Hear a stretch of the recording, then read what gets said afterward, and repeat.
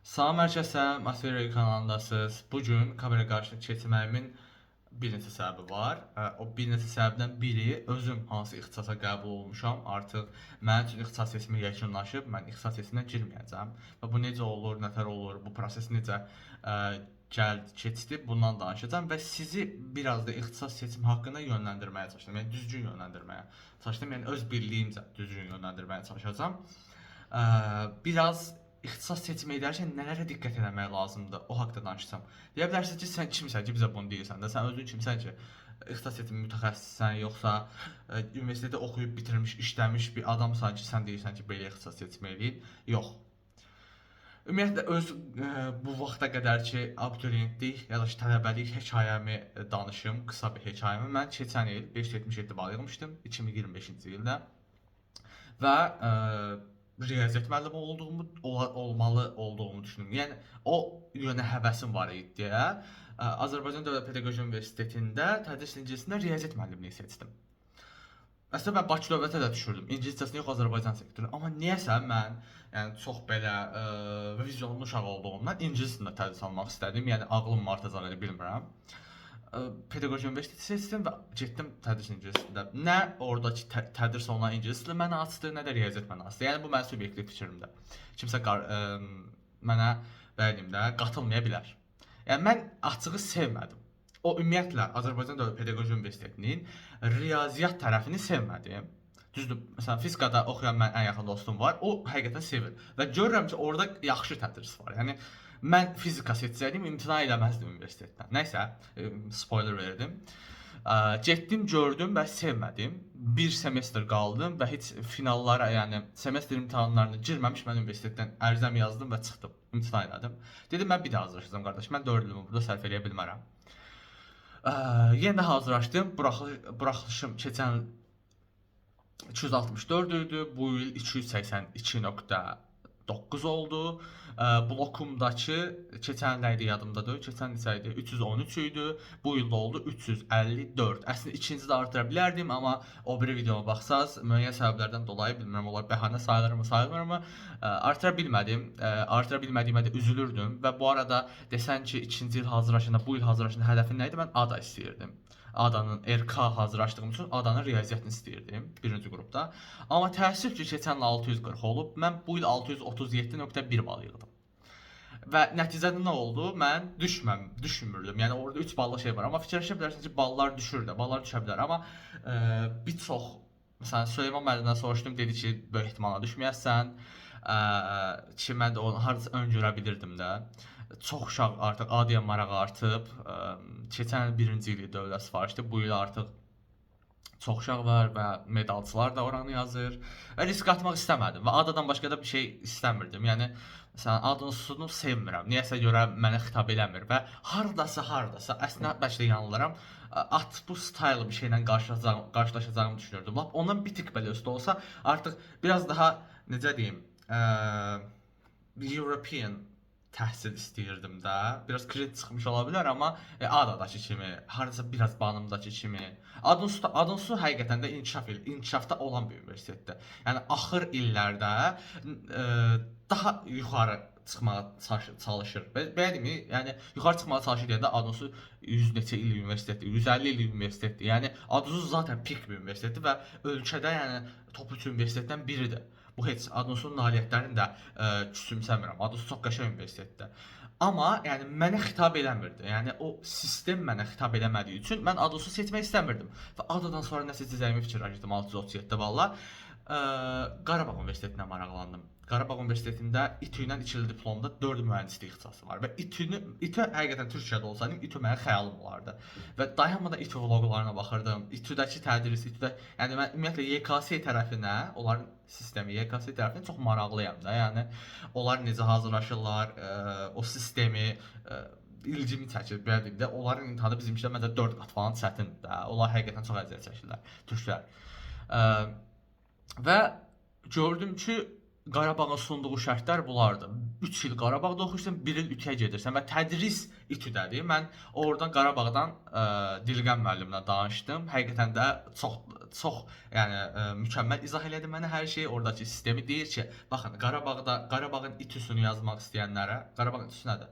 Qarabağdan İTÜ-nün ikili diplomdakı olan 4 ixtisası yazmaq. Orada deyəsən mexanika mühəndisliyi var, inşaat mühəndisliyi var, elektrik elektronika mühəndisliyi var və kimya mühəndisliyi var. Bu 4 ixtisas sadəcə deməyim, ixtisas fənləri sadəcə İTÜ müəllimləri tərəfindən tədris olunacaq. Yəni oradan İstanbuldan müəllimlər gələcək. Əgər İTÜ-dən məlumatınız yoxsa araşdırın məndə. Çox qəşəng universitetdir. Top deyəsən 279-dadır dünyada. Amma mən bildiyim, yəni düz yadımda saxlamışamsa. Yəni elə belə universitet deyil. Azərbaycanda onun yanına yaxınlaşan yoxdur elə bir universitet. Laboratoriyalar belə İTÜ standartlarında qurulub, tədris də İTÜ standartlarındadır. Axırda 4-cü kursda gedirsiniz, İstanbulda 1 il oxuyursunuz. Mən fikirləşdim ki, bu təklifi qaçıra bilmərəm. Amma eyni zamanda Azərbaycan Fransız universiteti də var idi mənim ağlımda. Çünki UFAZ da həqiqətən bu ölkədə məncə top 3-lükdə olan bir universitetdir. Yəni hara fırlasanız elədir. UFAZ nədir? UFAZ Azərbaycan Fransız universiteti, Fransadan Strasbourg Universitetinin sadəcə neft-qaz mühəndisliyi deyəsən Rennes Universitetinin diplomu verir. Strasbourg Universitetinin Fransadan, Azərbaycandan isə Adunsu diplomu verir. Deyəsən ki, Adunsu bu qədər gömdün, amma yəni sadəcə diplomu verir də. Tədris Fransa tədrisidir. Hətta müəllimlərin böyük bir hissəsi də deyəsən Fransadakı müəllimlərdir və burada gəlirlər, burada tədris edirlər. Yəni öz ixtisaslarındakı tədrisi, öz ixtisaslarını tədris edirlər və gedirlər. Yəni belə olur, sistem belə olur. Yəqin ki, İTÜ-də elə olacaq idi. Və mən çox arada qaldım. UFAZ-ın imtahanını verdim. UFAZ-ın daxili imtahanı var. Əgər tələbat olsa, yəni desəz ki, o haqqda da bir video çəkərəm. Və mən çox belə zır cahil girdim. O imtahana heç bir məlumatım yox idi. Deyirdim ki, ingilis UFAZ imtahanı 4 hissədən ibarətdir. 4 ya da 5. İngilis dili, riyaziyyat, fizika, kimya və ümumi dünya görüşü. Mən dedim ki, bu texniki fənləri yazaram da, dünya görüşü qarışıq. İngilis dilidir problem. Dedim ki, mən keçən il 100 bal yazmışam ingilis dilindən. Bu il 100 bal yazmışam buraxılışdan. Yazaram da, yəni orada 8 bal limiti var. Yəni 20 baldan 8 bal yığmasa keçəsən. Dedim, yəni üzr istəyirəm, eşək olmasam onu yazaram da 8 bal. Və hazırlaşmadım. Mən səhv elədim. Və səndə mən essay IELTS meyarı ilə dəyərləndirilirmiş və readingdə, hətta oradakı readingdə, yəni dim readinginin 5 qat üstü idi məncə, yəni çox çətin sözlər idi. Və altından çıxa bilmədim və mən 6,5 bal yığdım. Avtomatik kəsildim, amma rezervə düşdüm. Rezerv nədir? Yəni əgər kimsə mən seçdiyim ixtisasdan imtina eləsən, məni çağıracaqlar ki, gəl, sən istədiyin ixtisasda yer boşaldı, sən ən yüksək bal yığansan və gəl bura. Mən də UFAZ-dan əlimi üzmüşdüm ki, rezervdən də düşməyəcəm falan. Mən yavaş-yavaş Qarabağa hazırlaşırdım. Qarabağ yoxsa TAU arasında qalmışım. TAU-da endüstri mühəndisliyi yazdım. Çünki o da çox qəşəng ixtisasdır, mənə xitab edir. Yoxsa Qarabağdakı kimya mühəndisliyi ya da elektrik elektronika mı yazım? Bir şey var, məsələn, bizdəki şagirdlər çox yanılğı içindədirlər. Baxırlar ki, yüksək ballı, Azərbaycanın yüksək ballı ixtisası nədir? Kimya mühəndisliyi də. Niyə görə? Çünki Adosda 624 bal olub keçən il. Banımda 668 baldır. Bütün universitetlərdə yüksək ballıdır da kimya. Deməli bu kimya mühəndisliyi qəşəng şeydir. Mən də buraya yazım, işsiz qalmaram. Amma dünya sıralamasına baxsaq, kimya mühəndisliyi o qədər də dəyər görülmür. Yəni kimya mühəndisliyi o bir mühəndisliklərin üstündə olan bir mühəndislik deyil. Yəni məsələn, Türkiyədə ən azı elədir. Türkiyədə sıralamalara baxsaq, onlar 2 milyon, hər il 2 milyondan çox tələbə girir və sıralaması hardasa məsələn İTÜ-dən danışıram mən ya da ODTÜ-dən də danışsaq, Orta Doğu Texnik Universiteti eyni şey, eyni sıralama, yüksək perspektivli universitetlər eyni sıralama ilə alırlar. Məsələn, EEE, yəni elektrik elektronika mühəndisliyi kimya mühəndisliyinin çox üstündədir. Yəni 3000-dən bu alırsa 11000-dən kimya mühəndisliyi alır. Belə deyim, yəni sıralamaya baxın. Təsəvvür edin, 2 milyondan ilk 11000-ə girmisən və kimya mühəndisliyi seçə bilirsən. İlk 3000-ə girmisən, elektrik elektronika seçə bilirsən. Başa düşdün? Yəni hardasa burada fərqi görürsən, 3 dəfə fərq var. 3 dəfə EEE daha çox dəyər görür. Endüstri hələ ondan da çox dəyər görür. İnşaat belə kimya mühəndisliyindən çox dəyər görür. Başa düşdünüz? Yəni biz öz şeyimizdən hesablayırıq, amma fikirləşmirik ki, bu Azərbaycanda belədir, belədir. Bəlkə də tələb yoxdur da, əslində tələb var elektrik elektronikaya. Amma mən bunu seçim. Fikirləşmirik ki, bunun sabahı var da. Çünki işləyən çox rahat çıxa bilir xaricə. Yəni xaricdəki iş olanaqları kimyadan məncə daha çoxdur. Yəni ki nətədir basic bir araşdırma ilə də bunu çözə bilərsiniz. Düzdür, bunu mütəxəssislər daha yaxşı bilər. Mən belə cahil-cahil danışmayım, amma yəni deməyim odur ki, siz ay bu çox ballıdır, bunu yazım, burada daha yaxşı tədris olar, həm də burada iş taparam, qutaran kimi sokara işə düzələrəm falan kimi də yanaşmayın belə şeylərə. Yəni birinci maraq sahənizi analiz edin. İkincisi də ki, məsələn, adınızı kimə yazsan, kimə mühəndisliyə yazsan, bax gör bunun məzunları hara gedib. Nə qarıblar, nə iş görüblər? Sənin karyera planınla üst-üstə düşürmü? Hə deyərsən ki, o adamın öz məzundur, 10 günahıdır o getməyib başqa yerə. Bəlkə mən gedərəm. O da doğrudur. Amma bax gör sənin şansın nə qədər olacaq bu söhbətdə. Yəni elektrik, elektronika mı daha geniş, qlobal baxanda daha geniş sahəyə xitab edir, yoxsa kimya mühəndisliyi, yoxsa inşaat mı, yoxsa mexanika mühəndisliyi? Məsələn, mexanika mühəndisliyi daha da şeydir. Türklərdə uçaq mühəndisliyi var, havacılıq və uzay mühəndisliyi var, uçaq mühəndisliyi var. Bunlar daha böyük sahəyə xitab eləyir. Hansı ki bizdə demək olar ki, o yoxdur. Aviasiyada var, o da ki məsələn hamı aviasiyaya barmaq arası baxır da, belə baxanda. Yəni hamı deyəndə çox insan da belə deyim. Hə məsələn 650 bal yığmışam, aviasiya yazdım, heç kim demir. Çox az bir qism deyir. Başa düşdünüz? Mən aviasiyanı bəyənirəm. Hətta ikinci bir həyatım olsa orada aerokozmik mühəndisliyi oxuyaram. Çox marağım var mənim elə şeylərə, amma niyəsə həyat şərtləri buna bəzən icazə vermir. Və mən də kimya marağım var deyə kimya mühəndisliyindən yanıyam. Amma bir uşaq elektrik, elektronika maraqlıdırsa, kimya mühəndisliyin balı çoxdursa, onun kimya mühəndisliyi yazmağı məncə mənasız bir şeydir. Mən bir universitetə getməmişdən əvvəl sizin o universitetin tədris proqramında, gedəcəyiniz ixtisasın tədris proqramı ilə maraqlanmağınızı tövsiyə edirəm. Maraqlanın, görün.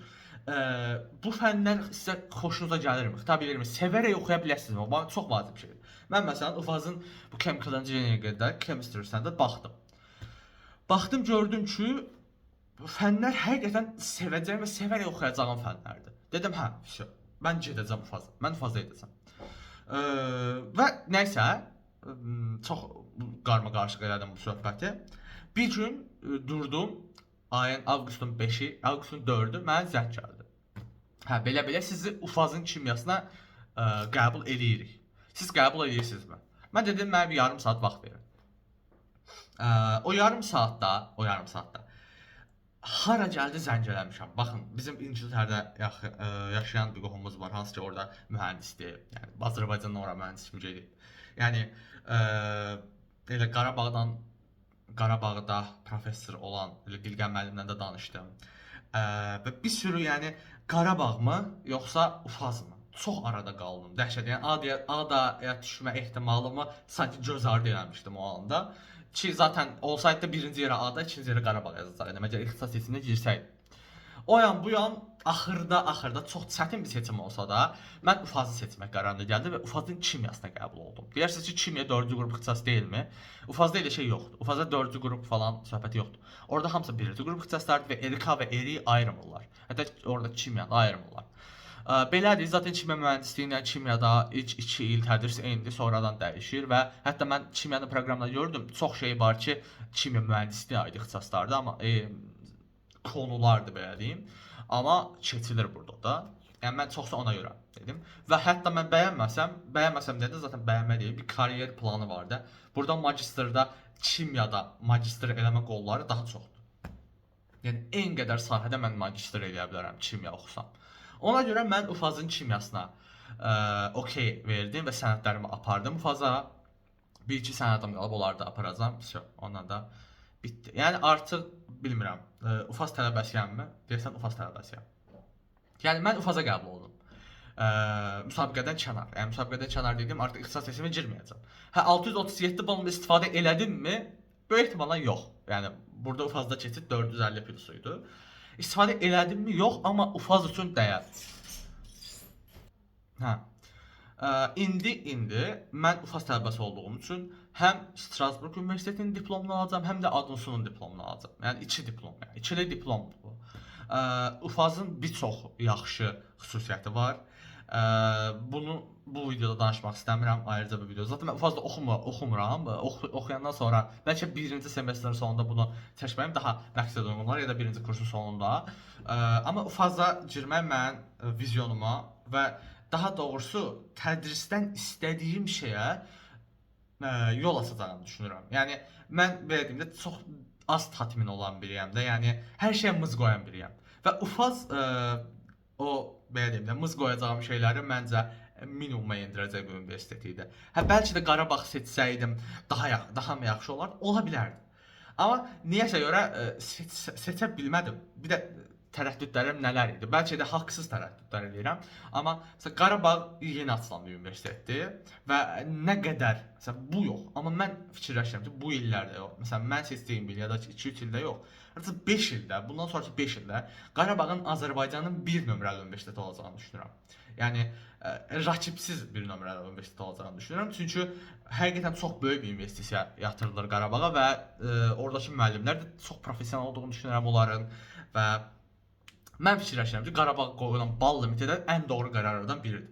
Yəni adamlar oradakı təhsili də elit səviyyəyə qaldırmağa çalışırlar. Ortamı da elit səviyyəyə qaldırmağa çalışırlar. Yəni mən az bal yığan uşaqlara bir şey demirəm. Ola bilər ki, onların şərtləri oydu, amma həqiqətən çalışmayıb da az bal yığan şagirdlərin yəni böyük ehtimalla az bal yığmısansa çalışmamısan. Yəni 90% belədir. 10% də yaxşı. Uğursuzluğa, yəni uğursuzluğa yox, bəxtsizliyə saydım da. Yəni nəsə oldu, yığa bilmədin. Yəni qapı qızırdadı, listing eşitmədi falan fistan. Belə şeylər. Yəni ağladın, göz yaşın düşdü falan. Elə şeylər. Onu çıxaq qırağa, amma o yəni 10% istisnalar qayda pozmur da. 90% az yığan tələbəni oradan belə deyim də ignore etmək istəyirlər ki, bizim ortamımız sadəcə çalışan və çalışan tələbələrdən ibarət olsun. Mən 2-ci ilə qaldığım üçün və garantici bir şey istədiyim üçün Qarabağ yazmadım. Amma keçən il olsaydı yazardım mı? Yəni gözlüyümlü yazardım və heç vaxt da peşman olacağımı düşünmürdüm. Yəni mən Qarabağdan hələ ki mənfi bir rəy olduğunu görməmişəm uşaqlar tərəfindən. Ya rəhbərlik bunu filtrləyir, yəni göstərməməyə çalışır ictimaiyyətə, amma mən elə bir şey də olduğunu düşünmürəm. Hər nə qədər elə olsaydı əgər ortalığa bir şey çıxardı. Məncə yoxdur. Hə düzdür. Məsələn şey ola bilər. Yataqxanada problem ola bilər. İnsanlar ora gedəndə sıxıla bilər. Məsələn Bakıda böyümüş, biraz hızlı həyat yaşamış bir abituriyent Qarabağda aydın ki sıxıla bilər. Yəni təbiətdir, dağlardır. Yəni sıxıla bilər. Bu normaldır. Amma bu universitetin problemi deyil. Yəni məncə universitet bir tədris ocağıdırsa, ki məncə yetərincə sosial bir yerdir Qarabağ. Onunla belə universitet tədris ocağıdır məncə və ocağı da deyəndə biraz şey oldu, Ertuğrul kimi hisslədim. Hə. Yəni nəticədə siz tədrisə görə qınaya bilərsiniz də, yəni bir universiteti yataqxanasına görə qınaya bilərsiniz, amma o artıq o rəhbərlik problemidir, yəni universiteti təhsilinə görə seçən bir uşağı məncə yayındırmamaq lazımdır elə söhbətlərdə. Nəysə, mən sizə mən favori universitetlərim haqqında danışacağam ki, məncə bunu seçsəz peşman olmazsınız. Baxın, birinci, universitet seçmək üçün sizə 5 maddə verəcəm. 5 bu arada rastgele dedim, görün 5-ə çatdıra biləcəm. Baxın, universitetdən nə istədiyinizi planlayın, birinci. Birinci universitetdə nə istədiyinizi planlayın. Universitetə oxumaq üçün mü gedirsən?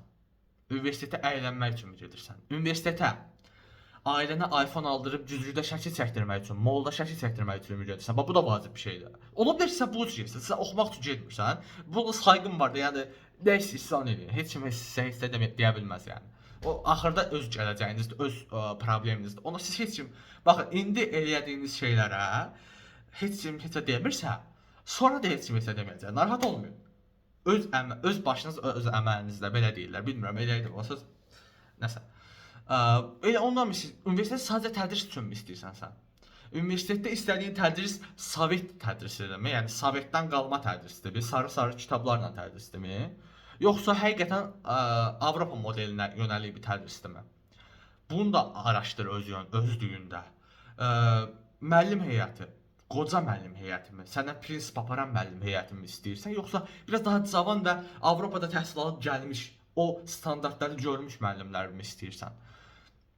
Sonra yenə deyirəm, oxumaq istədiyin universitetin, oxumaq istədiyin ixtisasın bir universitetlərdəki tədris proqramına baxırsan. Sən bunu sevərsənmi? Sən sevərək oxuyarsanmı? Qıraqdan çox qəşəng görürsəndir, məsələn deyirəm.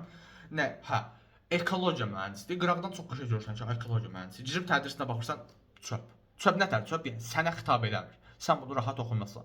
Amma bəsən Əliyə xitab eləmir, bəlkə Vəliyə xitab eləyir. Vəli bəlkə də o sevərək oxuyacaq, amma heç bir xəbəri yoxdur ki ondan, o nə olan şeydir. Başa düşdünüz? Ona görə deyirəm. Bilinçli şəkildə universitet seçin ki, sabah peşman olmayasınız. Ayda bura daş qoyana falan deməyəsiniz. Başa düşdünüz? Universitetin yerinə görə seç, bu Xırdalanda da bu universiteti getmərəm deyə fikirləşməyin. Yəni düzdür, hə, Güləşirdən Xırdalanda getmək işdir, amma Əcəmdə falan qarşıda gedirdən Xırdalanda 20 dəqiqəlik yoldur. Yəni belə deyim, bu universiteti buna görə puanlayın. Universitetdən nə istədiyinizə, bir də həyatdan sonra universitetdən nə istədiyinizə. İkincisi, universitetin kadrosuna, yəni kadrosu dediyim, yəni müəllim heyətinə bir araşdırın. Oxumaq istədiyiniz ixtisasdan bir adamla danışın, amma vizyonlu bir adam olsun da. Yəni deyirəm, molla şəkil çəkdirmək üçün gedən bir adam olmasın, başa düşdünüz? Vizyonlu bir adam olsun və sizə desin ki, universitetin müsbətləri bulardır, mənfiləri bulardır, ixtisasın müsbətləri bulardır, mənfiləri bulardır. Hə, sən bunu dəyərləndirib gedə bilərsən ora. Yoxsa ayda, getdim belə oldu, yox.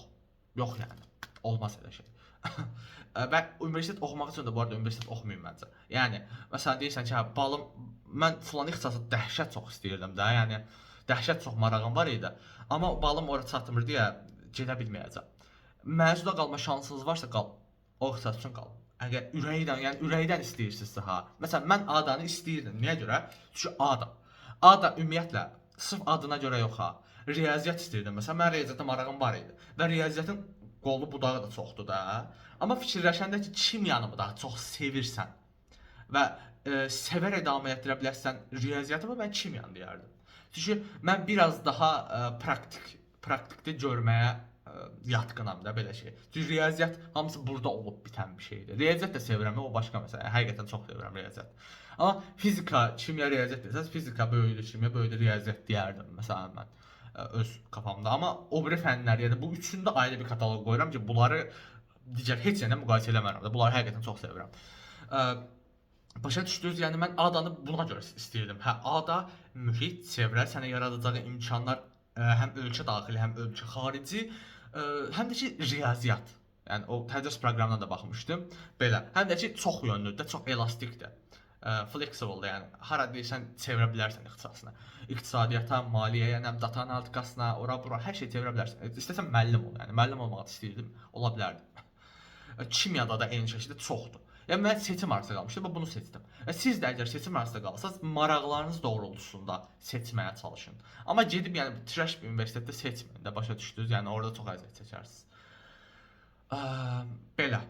Aha, yəni 5 maddəni doldura bildiyimi bilmirəm. İndi gəlin mən sizə favori universitetlərimdən danışım. Favori universitetlərim hansıları? Yəni həqiqətən də çox araşdırdım. Mən dimin sərgisinə də getdim. Orada suallar da verdim və çaşdırıcı suallar idi biraz. Düşünmələrinə səbəb olmuşdu oradakı belə deyim də təqdimatçıların. Ümid edirəm ki, bayaq səs eşidilmədi. Hə. Və bir sıra universitetlər çıxartmışam ağlımda. Birinci yerə artıq UFAS keçdiyi üçün, UFAS-a verə bilməyəcəyiniz üçün çıxıram onu. Birinci yerə mən TAV-unu qoyardım. TAV-da 3 ixtisas var. Elisizsə oradakı kompüter mühəndisliyi ODTÜ proqramı ilə keçilir. ODTÜ müəllimləri tərəfindən keçilir və ODTÜ-nün proqramı dedim də. Və lablar belə Türkiyə standartlarındadır. Yəni o adamlar deyiblər ki, elə eləyib, bunlar da belə eləyiblər də. Başa düşdünüz? Və oranı bitirdikdən sonra siz həm ODTÜ-nün diplomunu, həm də Azərbaycan Texniki Universitetinin diplomunu alırsınız. Və ikisi də kifayət qədər yaxşı diplomlardır. Mən tövsiyəm odur, eləyirsinizsə, UNEC ya da adonsu seçməkdənsə TAV seçməyiniz daha məqsədə uyğundur. Mənim öz fikrim budur. Hə desəz ki, bunları sırala, TAV böyüdür, adonsu böyüdür, UNEC deyərdim mən. Özüm deyərdim. Yəni nətə? Deyərsən ki, sən orada oxumursan, hardan bilirsən? Mən orada oxuyan 3 universitetdə də oxuyan uşaqlardan eşitdiyimi, bildiyimi və belə deyim, analiz etdiyimi deyirəm. TAV-nın o biri ixtisaslarına baxaq. TAV-da sənaye mühəndisliyi var. Buna endüstri mühəndisliyi deyirlər. Yəni bu takkatuk sənayedən deyil, yəni orada iş görürlər falan. Elə zavodlardakı sənaye deyil. Bu endüstri mühəndisliyidir. Ümid edirəm ki, işığım söndü. Ümid edirəm ki, bunu araşdırarsınız. Mən bura detallı danışa bilməyəcəm. Amma həqiqətən çox mükəmməl ixtisasdır. Mən də oranı seçmək istəyirdim əslində. Sadəcə çox UFAS mənim beynimi çox qarışdırdı. Yoxsa normalda Qarabağla TAV arasında qalmışdım. Sənaye mühəndisliyi çox qəşəng bir mühəndislik. Girib endüstri mühəndisliyi nedir yazsanız, türklər sizə izah eləyəcəklər. Həqiqətən də tələb olan, bizim ölkədə də tələbatı çox olan və çox maraqlı bir sahədir məncə. Yəni kompüter tabanlıdır da, belə deyim. çox maraqlıdır. Həqiqətən çox. Mən də həddindən artıq çox marağım olan bir sahə idi. Sadəcə ufaz başımı qarışdırdı, ufaza getməyə məcburiyyətində qaldım. Sonra qida var. Qida mühəndisliyində Hacəttepe endüstri mühəndisliyi İTÜ ilə ikili diplomludur. İstanbul Texnik Üniversitesi ilə və onun da labları İTÜ standartlarına görə qurulub. Hətta İTÜ Türkiyədə ən perspektivli sahə və ən az sıralama ilə götürən sahə kimi bilinir endüstri mühəndisliyi. Ən çox matematik mühəndisliyidir, sonra endüstri mühəndisliyidir. Yəni mən bunu da tövsiyə edirəm ki, sizə endüstri mühəndisliyini biraz araşdırın. Məncə çox qəşəng sahədir və marağınız varsa da bu sahəyə gedin. Qida mühəndisliyi də Hacəttepe'nindir. Hacəttepe'nin ən bəyədiyim də deyəsən köklü ixtisaslarından biridir. Türkiyədə də ən köklü qida mühəndisliyi ixtisaslarından biridir Hacəttepe'ninki. Labları da qəşəngdir, təhsil də çox qəşəngdir. Qida mühəndisliyinə ehtiyac varmı deyə sorsanız, məncə o yön, o dərəcədə güclü təhsildə Azərbaycanda ehtiyac var. Və bu arada hər ixtisasın professional mütəxəssisinə ehtiyac var. Bu iş tapmaz, bu iş tapar deyə fikirləşməyin. Gedirsinizsə ən yaxşısına gedin, amma yəni ən yaxşısına gedin. Məsələn, belə bilin ki, burada siz pro olsaz, pro oxusaz, pro mütəxəssis olsaz, sizi axtaracaqlar. Əmin ola bilərsiniz buna. Sonra tau belə. Taunu mən 1-ə qoyuram. Əgər A da banımı çıxırıqsa, məsələn, fikirləşsəz ki, A da banım, məsələn, mən banımı 2-ə qoyuram. A danı 1-ə qoyaram. Banım, çünki banımda da oxuyan mənim tanışlarım var, həqiqətən yaxın dostlarım var və elədikləri feedback o qədər ürəyimi açmır. Hardasa bəlkə də ən axırıncı illərdə. Ya da ki, məsələn, mən öz subyektiv fikrimdir ki, A da ya da banı varsa qalsam A da seçərəm. Hətta bir tık daha aşağı olardı, yəni belə deyim. Sonra sən nə deyə bilərəm? Bakı mühəndisliyi. Məncə çox qəşəng universitetdir. Düzdür, İNHA-yla 2 il diplomu artıq bitdi. Çox qəşəngdir məncə o. Hələ onun oranın elektrik elektronikası məncə çox baba pro olar. Yəni amma ücretə oranın da daxili imtahanı var deyə ora girə bilməyəsiniz, amma bunu 10-cu siniflər falan baxırsa, UFAZ-la Bakı mühəndisliyin İNHA-sına mütləq genel daxili imtahan verin. Yəni sizdən bir şey itirmirsiniz yəni. Birinci qruplar baxırsa ya bu video. Amma Bakı mühəndisliyin o biri ixtisasları da çox qəşəngdir. Pekin Kimya Texnologiyaları Universiteti ilə deyəsən elə bir şey idi. Əlaqədədirlər və 2 il burada, 2 il orada oxuyursan, 2 il Pekində, 2 il burada. Yəqin ki, ortalaması ən yuxarı olan uşaqlar aparırlar. Amma yenə də Bakı mühəndisliyi mən taudan sonra 2-ci yerə qoyuram. Əgər seçmək istəyirsinizsə, arada qalmısınız. Məsələn, mən desəz ki, Xırdalana biraz yaxınam, Adosu ilə Bakı mühəndisliyi arasında qalmışam. Mən Bakı mühəndisliyi seçməyinizi tərəfdarıyım.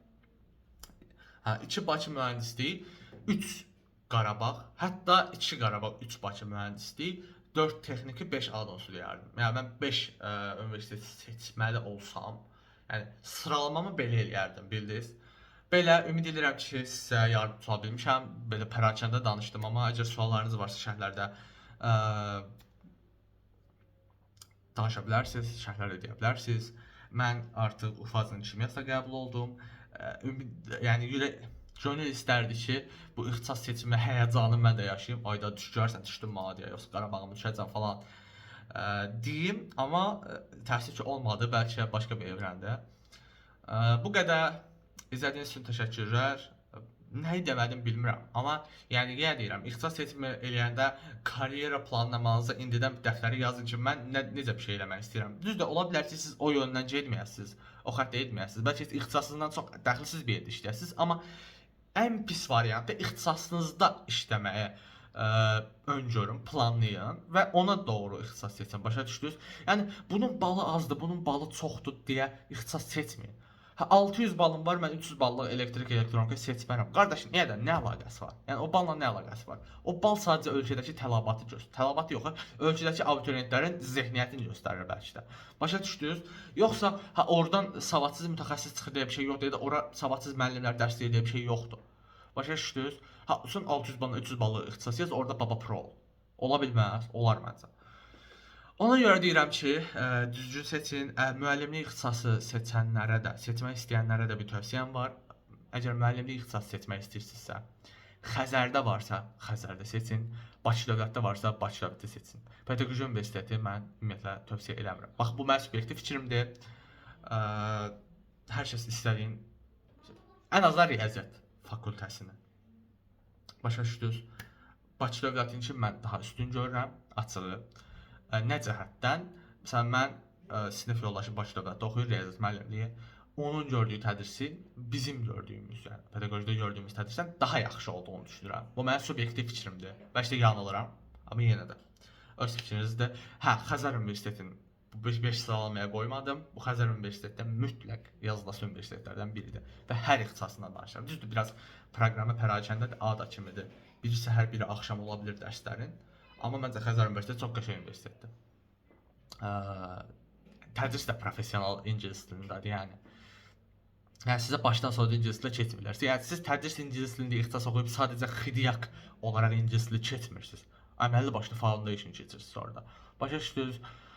Bu qədər mütləq və mütləq Xəzər Universitetində tövsiyə edirəm. Əgər yazmaq istəsəz sıralamanızda onu da yazarsınız. Bu qədər təşəkkürlər izlədiyiniz üçün. Bu qədər. Bəyənib like atmağı unutmayın. Daha da video fikirlərim var. Yəni imkan olduqca çəkirəm biraz. Başım qarışıq idi, ufazla falan görə. Olduqca çəkəcəm. Qəşəng fikirlər, ideyalar var ağlımda. Onları görürəm kompüterdə reallaşdıra bilsəm. İndi yığıram, üstündə yığıram o PDF-ləri falan. Bitirdikdən sonra qəşəng bir video çəkəcəm. Qəşəng 2 dənə qəşəng ideya var ağlımda. Bu qədər. Bye.